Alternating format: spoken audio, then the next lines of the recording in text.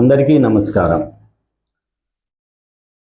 ఉదయం పూట వాకింగ్ చేస్తుంటే కొందరు బాగా పరిజ్ఞానం కలిగినటువంటి వ్యక్తులు, కొత్తగా సచివాలయంలో ఉద్యోగం చేస్తున్నటువంటి కొందరు వ్యక్తులు అందరూ కలిసి మాట్లాడుతూ ఉండి, ఒక పెద్ద ఆయన చదువుకున్న వ్యక్తే, ఆయన అన్ఎంప్లాయే, ఫార్మర్. ఆయన అడిగారు, ఏంది సార్ పిఆర్సి, ఏంది సార్ ఐఆర్ఈలే, ఏంది డిఎల్ఈలే అంటూ ఉంటారు అని అన్నాడు. అయ్యా, అది ప్రభుత్వ యంత్రాంగానికి రావాల్సినటి ఏంటి ఆయన నుండి నేను విషయంగా చెప్పు సార్, వేరే ఆయన అడిగినాడు అన్నారు. సరేలే చెప్తా, ఒక దాంట్లో ఒక వీడియోలో మీకు మొత్తం క్లుప్తంగా చెప్తాను అని చెప్పాను. ఆయన చెప్పిన మళ్ళా ఒకటి అందరికీ చెప్పాలి కాబట్టి, ప్రజల్లో అపోహలు పోవాలి కాబట్టి, వాళ్ళకి రావాల్సినటువంటి హక్కులు కాబట్టి హక్కుల గురించి చెప్పడము మంచిదే. ఎవరి హక్కులు కూడా మనం భగ్నం చేయకూడదు, ఎవరి హక్కులు వాళ్ళు కాపాడడం ధర్మము, ప్రభుత్వం కూడా చూసుకొని వెళ్ళాలి. ముఖ్యంగా పిఆర్సీలో 1/7/2023 నుంచి వాళ్ళకి పిఆర్సీ రావాల్సి ఉంది.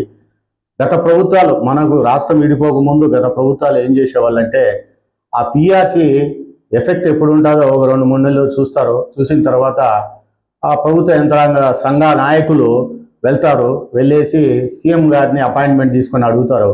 సీఎం గారు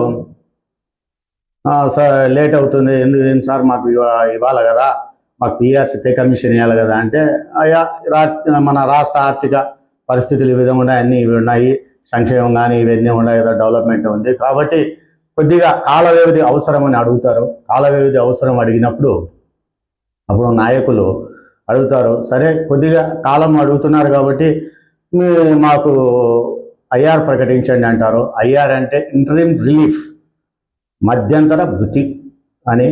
దాంట్లో సరే ఇస్తాను అని ఒకవేళ ముఖ్యమంత్రి మంచి సానుకూలంగా ఉండి సహృదయంతో ఉంటే ఆన్ ది స్పాట్లోనే ఇంత ఇస్తానంటారు.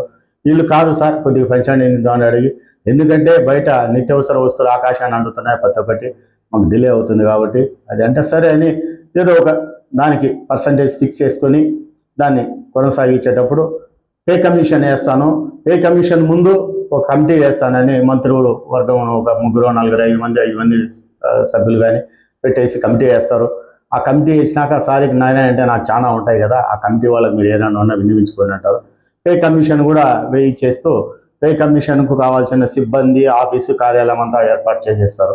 చేసేసినాక వాళ్ళు ఏది పిఆర్సీ సంబంధంగా ఉద్యోగస్తులకు ఈ 5 ఏళ్లలో ఏదేది మనిషికి నిత్యావసర వస్తువులు అయితేనేమి, దుస్తులు అన్ని విధంగా అన్ని ఇంటి రెంట్లు అన్ని లెక్కలు వేసేసుకొని ఒక మనిషికి ఎంత అవుతుందో యావరేజ్ చేసుకొని, ఒక కుటుంబంలో 4 ఉంటే 4-5 మందికి ఎంత అవుతుందో వేసేసి లెక్కలేసి చేస్తారు. చేసిన తర్వాత లాస్ట్ గ్రేడ్ నుంచి హై గ్రేడ్ వరకు మాస్టర్ స్కేల్ అనేది ఒకటి రిలీజ్ చేస్తారు. దాని తర్వాత మిగతా డిసిగ్నేషన్ వైజ్ టైం స్కేల్స్ కూడా వస్తాయి. దాన్ని పిఆర్సీ అంటారు. ఆ పే కమిషన్ వేసి ఈ ఐఆర్ ఇచ్చిన తర్వాత మళ్ళా పిఆర్సీ అనేది రిలీజ్ అవుతుంది. ఆ పిఆర్సీ ఈ ఐఆర్ అయిపోయినాక పిఆర్సీ అయిపోతుంది. ఇంకా మూడోది వచ్చేసి డిఏలు అనేటి సంవత్సరానికి 2 తూళ్ళు ఇస్తారు, కరువు భత్యం అంటారు. ఆ కరువు భత్యంలో ఏమంటే జనవరి 1కు ఒక డిఏ ఇస్తారు, జూలై 1కు ఒక డిఏ ఇస్తారు. అది కేంద్రం ప్రకటించిన 2-3 నెలలకు కానీ 4 నెలలకు కానీ రాష్ట్ర ప్రభుత్వాలు ఇచ్చేవాళ్ళు. ఇప్పుడు రాష్ట్ర విభజన జరిగిన తర్వాత రాష్ట్రం యొక్క ఆర్థిక పరిస్థితుల వల్ల ఇవ్వలేక కాలయాపన జరుగుతూ ఉంటుంది. ఇంకోటి ఆ డిఏలలో 3 నెలలు 4 నెలలు తర్వాత ఇస్తే కానీ ఆ నెలలు ఉండేదాన్ని అరియర్స్ను జీపీఎఫ్లకు కానీ సిపిఎస్లకు కానీ వాళ్ళు దాంట్లోకి అడ్జస్ట్ చేస్తారు. సిపిఎస్లో అయితే 90% 10% చేస్తారు. మిగతా ఎంప్లాయీస్కి అయితే జీపీఎఫ్ లేకపోతుంది, మిగతాది పీరియడ్కు జీవో ప్రకారం ఎన్కాష్మెంట్ చేసుకునేటట్లు చేస్తారు. అది జరిగిపోయే ప్రక్రియ. ఇప్పుడు ఏమైపోతుందంటే 1/7/2023 నుంచి ఐఆర్ అనేది లేదు కాబట్టి వాళ్ళు గబ్బులు పెడుతున్నారు, బయటకు వచ్చేస్తున్నారు, ఏంది మాకు ఇంత నిస్సహాయ స్థితిలో ఉండారు.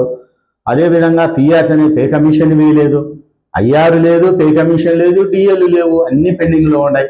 ఇవి ఉండడమే కాకుండా ఇంకొకటి పెన్షన్దారుడు ప్రతి ఒక్క ఉద్యోగి 33 సంవత్సరాలు సర్వీస్ చేస్తాడు. సర్వీస్ చేసిన తర్వాత రిటైర్ అవుతాడు.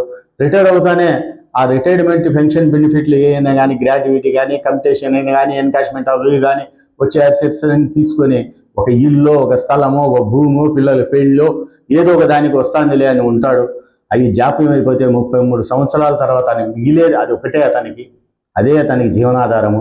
ఆ జీవితంలోనే అడ్డం పడిపోతే, రాకుండా పోతే, వాళ్ళ బెనిఫిట్స్ లేకపోతే తను ఇబ్బంది పడతారు. 2 సంవత్సరాలు అవుతుంది. గ్రాడ్యుటీ కానీ, ఎన్కాష్మెంట్ ఆఫ్ లీవ్ కానీ, అప్పట్లో సరెండర్ లీవ్లు కూడా పడలేదు ఇంతవరకు. వాళ్ళు చాలా ఆర్థికంగా ఇబ్బందులు పడుతున్నారు. దాన్ని కూడా దృష్టిలో పెట్టుకొని ప్రభుత్వం త్వరితగతిగా వాళ్లకు న్యాయం చేయాలని కోరుకుంటున్నాను.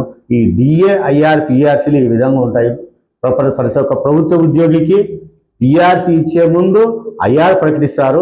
ఐఆర్ అయిన తర్వాత పిఆర్సీ పే కమిషన్లో ఇచ్చేటువంటి దాన్ని మళ్ళా ఆర్పిఎస్ అంటారు, దాని రివైజ్డ్ పే స్కేల్స్ అని వస్తాయి. అవన్నీ అయిపోయిన తర్వాత ఇవన్నీ డిఏలు సంవత్సరానికి 2 వస్తాయి. ఈ డిఏలు మామూలు రెగ్యులర్గా ఇస్తూ వస్తారు. ఈ డిఏలు కూడా పెండింగ్ పడిపోవడంతో వాళ్ళు చాలా నిస్సహాయ స్థితిలో ఉన్నారు. అది ప్రభుత్వానికి తెలుసు, అందరికీ తెలిసిన విషయము.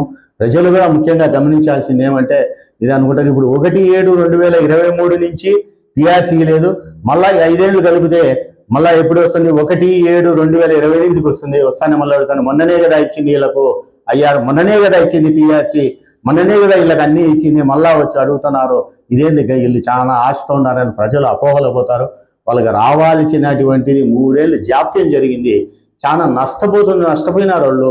వాళ్ళకి రావాల్సిన డబ్బు అంతా అరియర్స్లో కానీ ఎట్లుంటుందో, ఏ విధంగా వస్తుందో, అరియర్స్ వస్తుందో రాదో, నోషన్లో వేస్తారో, ఏ విధంగా ఉంటుందో అనేది వాళ్ళు చాలా ఉన్నారు.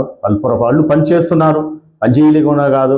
ఒక్క మనిషి పని చేసేది 40 పని ఒక మనిషి చేస్తున్నారు. వాళ్ళకి ఎక్కువ ఉంది, ప్రెజర్ ఎక్కువ ఉంది. అది ప్రభుత్వానికి తెలుసు, అందరికీ తెలుసు. కాబట్టి సహృదయంతో ఎంత త్వరితగతిగా వాళ్లకు పిఆర్సీ కానీ, ఐఆర్ వేసిన వెంటనే పిఆర్సీ ఇచ్చేసి డిఏలు పెండింగ్ లేకుండా, అదేవిధంగా పెన్షన్దారులకు గ్రాడ్యుటీ, ఎన్కాష్మెంట్ ఆఫ్, సరెండర్ లీవ్లు వాళ్ళు రావాల్సినవన్నీ ఇచ్చేసి మంచి ప్రభుత్వాన్ని పేరు తెచ్చుకోవాలని, గుడ్ గవర్నెన్స్ అని ఇట్లు కోరుకుంటున్నాను. బోనంశెట్టి వెంకటేశ్వర ప్రసాద్.